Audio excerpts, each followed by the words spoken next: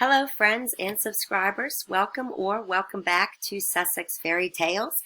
I will have officially changed the channel name to Sussex Fairy Tales by the time I upload this video. Here, I entertain you with my thoughts, opinions, and original stories featuring members of the British royal family. All fairy tales are completely a work of my imagination, and all media used was found in the public domain and are used under fair use and fair dealings guidelines. I hope you enjoyed today's story. The Windsor Walkabout, a Sussex fairy tale. The Gates of Windsor Castle. Date 10 September 2022. Time 1800 hours. Harry got out of the car first. He couldn't wait to get out.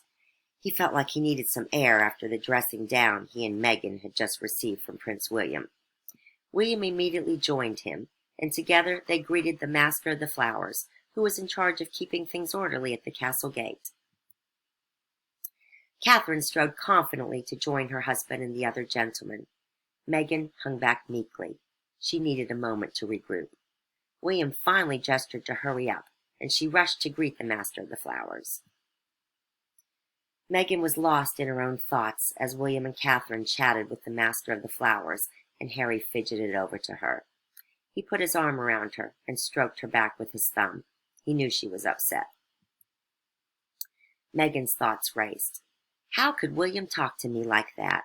Who does he think he is, trying to upset me right before I am to go greet the people who have been missing me since I left? How dare he? I'll show him. The people will be fawning over me. Harry grabbed her hand, and they followed William and Catherine to view the floral offerings of the heartbroken people who had so loved their queen. Meghan's thoughts raced again. Photo op, she thought. They can get a picture of me walking to lay a bouquet, looking all solemn. Maybe I can be biting my lip to make it look like I'm fighting back tears. Oh yes, Meghan smirked. That will be the picture that everyone sees. It will be iconic. Meghan was feeling much more confident now that she had a plan. She touched her hair to make sure her faux locks were holding up. It wouldn't look good in her iconic photo if her hair was out of place.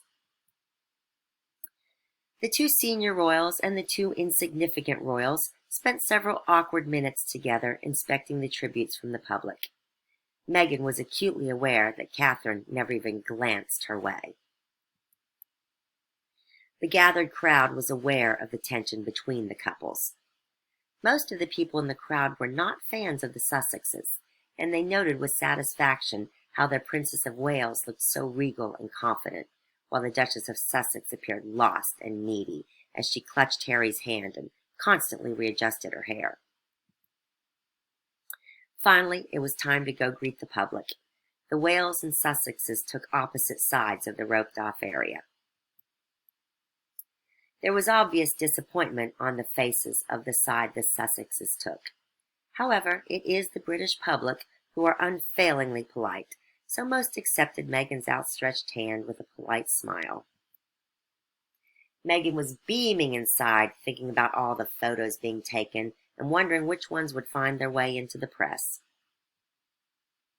Finally, the moment Meghan had been waiting for. A woman thrust a bouquet of flowers at her, saying, "For the Queen." "Thank you, the family so appreciates it." Meghan let the bouquet hang awkwardly at her side. She did not know she was supposed to support it gracefully in the crook of her arm. Seeing how awkward she appeared, an aide rushed to her side to relieve her of the bouquet. Meghan turned towards him. She was not about to give up that bouquet. It was a central prop in her planned photo of the Duchess of Sussex, solemnly laying a bouquet of flowers in tribute to Her Majesty, the Queen. As the aide reached for the flowers, Meghan said condescendingly, "I've got this. If you would just go stand over there, I'd appreciate it. Thank you," as she pointed towards the other aides. He quickly took her advice. He was new to employment with the Prince and Princess of Wales, but he had been warned about the Duchess of Sussex. Catherine's personal assistant waited a few minutes until she noted that Prince Harry's arms were beginning to overflow with flowers. Meghan still had the lone bouquet that she clutched so desperately. Catherine's assistant approached Prince Harry to relieve him of his armful of flowers. He handed them over gratefully. The assistant looked expectantly at Meghan, who still clutched her badly needed prop. "Give her the flowers, Meghan," Harry said between his teeth. He knew his wife well enough by now that he had an inkling of how her mind worked and suspected what she was planning. Meghan made a face but handed over the flowers. She had spotted her next photo op in the crowd. When Meghan had informed her PR company of the walkabout, she had suggested they plant an adoring fan in the crowd to show everyone how loved she was. They had agreed, and Meghan received a photo of the young woman they had hired. Meghan had just seen her. Meghan casually made her way over to the young woman, who acted thrilled to see the Duchess approaching her. When Meghan reached her, the hired actress asked her for a hug, as she'd been paid to do. Meghan was happy to hug her. It would show everyone how loved she was. After a too long hug while Meghan tried to regain her confidence, she continued to the next mourner. Not so lucky here. When Meghan offered her hand, the lady ignored it and used her hand to fix her sunglasses instead. The next lady, a lady in blue, did not even pretend. She kept her arm draped on the cordon as Meghan walked by and looked her up and down contemptuously as she moved on to other mourners. Meghan could feel the hostility emanating from the crowd. In her warped mind, it was racism, and nothing to do with the fact that the country had just lost a beloved monarch, and here was this woman who had made her final years so miserable, trying to act as if nothing had happened. Meghan's confidence plunged, and she reached for Harry's hand like a lifeline, and did not let go until William signaled it was time to depart. William and Catherine turned to give one final wave to the crowd. Meghan followed their cue, as she still felt unsure of herself. And then the photo op. The tall and regal Prince and Princess of Wales, standing proudly and confidently next to the much diminished, needy, and clingy Duchess of Sussex. It was so obvious to the assembled public which couple had thrived and which had barely survived. William and Catherine each headed towards their car doors. There was a moment of awkwardness when Harry appeared poised to go to his own side of the car. Meghan had to shove him towards her door to remind him that, as a duchess, she was incapable of opening a car door on her own. He had forgotten how small and needy she was compared to Catherine's glittering and statuesque confidence. Catherine, being the fabulous boss babe that she is, opened her own door. The four of them rode back to Frogmore Cottage in silence. Oh, Catherine visibly relaxed after the Sussexes exited the vehicle. William grabbed her hand. "My darling, you were magnificent. You never said a word, but you so completely overshadowed her in every way. How did you know what to do?" Catherine laughed. "I have a secret weapon.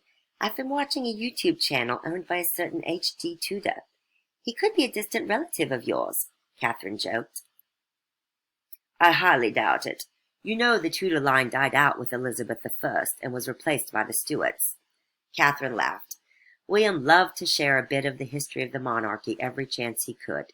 He had been forced to study it as heir to the throne, and was now giving lessons to their son George. "Anyway, this fellow H.G. Tudor is a self-proclaimed narcissist, and he says Meghan is one. I've been following his channel to learn how to deal with her." "It has obviously helped," William observed. "Tell me more." So, Catherine spent the rest of the evening filling William in on everything she had learned about narcissism, and they both felt a bit better equipped to handle the upcoming interactions with the Duchess of Sussex. Thank you so much for watching today. Please like the video, please subscribe to my channel, and please hit the notifications bell so you will not miss the next one, which is already written, and it is titled The Queen's Funeral, A Royal Reaction. I'll see you next time. Bye.